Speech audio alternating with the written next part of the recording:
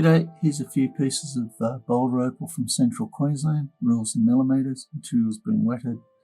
Consequently, the white there that you're seeing is light reflection.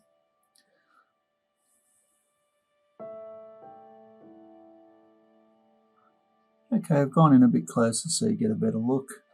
This piece is basically potch. The price of the deal reflects it. Reflects that. I'd rather give it away to somebody else and just throw it out.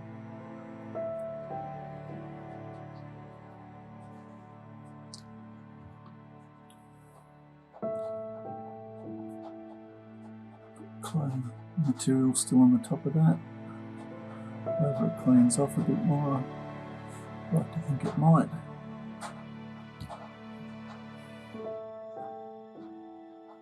It's a nice couple of veins of fire in there, cut it into two, a couple of long pendants perhaps.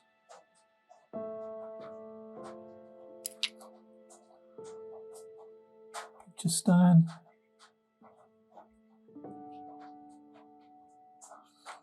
Anyway, I hope you've enjoyed looking. Cheers.